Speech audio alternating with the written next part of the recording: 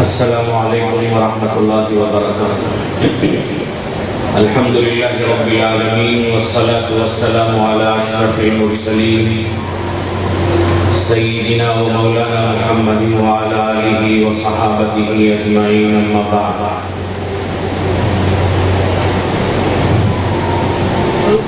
خانوادہ قاسمی کے چشم و شراب ہم سب کے مخدوم محترم حضرت قبلہ دامت برکاتہم، حضرات اکابر علماء کرام، ذمہ داران Mahmoodia educational and research centre, امائین شہر اور میرے ساتھی حضرات علماء، اللہ تبارک و تعالی کا فضل و احسان ہے کہ مجھے آج یہاں حاضری کا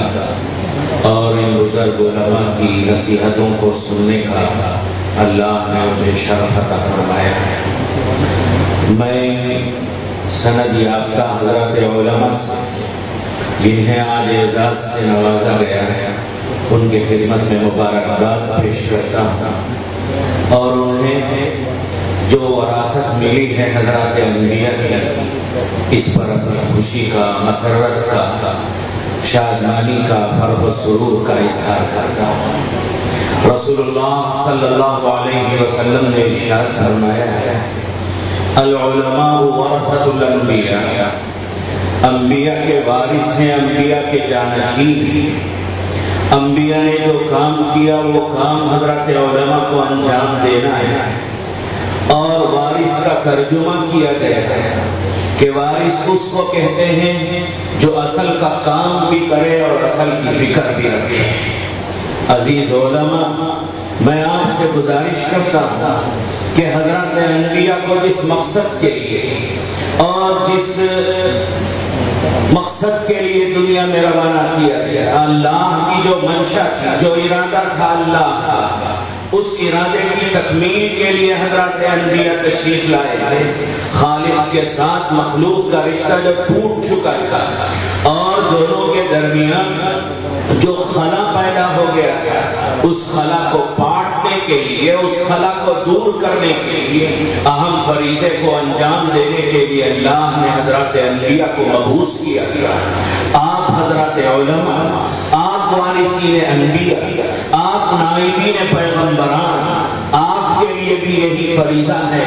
آج کے اس زمانے میں، آج کے اس ماحول میں جب لوگ مذہب بیزار ہیں، دین سے دور ہیں، علماء سے ان کو بعد پیدا ہو گیا ہے، آپ پوری ہمدردی کے ساتھ، پوری دل سوزی کے ساتھ، پوری درد مندی کے ساتھ، پورے نصیحت کے ساتھ، پوری خیرخواہی کے جذبے کے ساتھ امت کی آپ اصلاح کریں گے، امت کا رشتہ خالق کے ساتھ اور انبیاء کی سنتوں کے ساتھ مضبوط کریں گے۔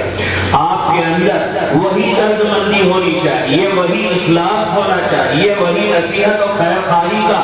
جذبہ ہونا چاہیے کہ سرکار کے بارے میں حدیثوں میں آتا ہے کہ کان رسول اللہ صلی اللہ علیہ وسلم متباسل الاحزان دائم الفکر، ہمیشہ متفکر رہتے تھے سرکار، ہمیشہ غمگین رہا کرتے تھے، ہمیشہ سوچ میں ڈوبے رہتے تھے کہ یہ امت اور یہ قوم جو بے محابہ جہنم کے گڑھے کی طرف بڑھتی چلی جا رہی ہے، اس کو کیسے تھاما جائے، اس کو کیسے پکڑا جائے، اس کو جہنم کے گڑھے میں گرنے سے کیسے بچایا جائے، اسی فکر میں شب و روز سرکار کے گزرتے تھے، دن و رات سرکار کے گزرتے تھے۔ تو میں عزیز ان علماء سے